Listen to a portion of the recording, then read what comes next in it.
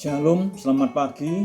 Kita akan memulai kegiatan kita pada hari ini dengan terlebih dahulu kita akan merenungkan sebagian daripada firman Tuhan. Firman Tuhan pada pagi ini terambil dari kitab Kejadian pasalnya yang ke-12, ayatnya yang pertama. Demikianlah bunyi firman Tuhan.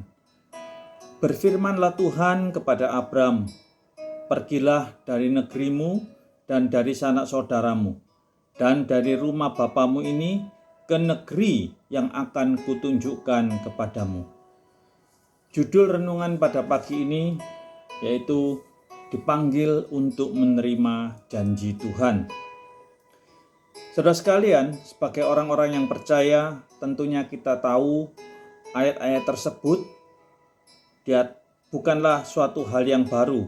Banyak orang tahu kalau ditanya pasti bisa menjawab dengan benar. Tetapi yang menjadi pertanyaan kita adalah, sudahkah kita mengerti akan panggilan Abraham yang saat itu masih bernama Abraham? Saudara sekalian, dari pembacaan nats hari ini ada 3 pengertian penting yang harus kita perhatikan dan perlu kita renungkan. Yang pertama yaitu Abram pada saat itu adalah orang yang sangat kaya. Dia memiliki banyak harta benda. Tentunya bagi Abram saat itu tidak mudah untuk meninggalkan negerinya. Tetapi mengapa dia harus meninggalkan negerinya? Seperti kita tahu dalam sejarah atau dalam kebudayaan masa itu bahwa negeri tempat Abraham tinggal adalah negeri yang menyembah berhala. Dan pada saat itu, negeri itu menyembah dewa bulan.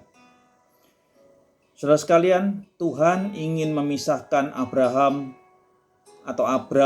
pada waktu itu dari penyembahan berhala. Tuhan ingin mengkhususkan Abram saat itu untuk hanya menyembah Allah yang benar.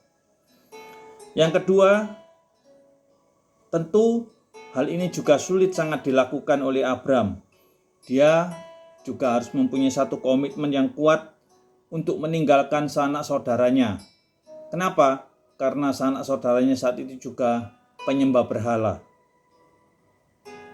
Dan yang ketiga, dia harus meninggalkan rumah orang tuanya. Berarti dia juga harus meninggalkan hak-haknya sebagai anak daripada Tera juga ia harus lepaskan.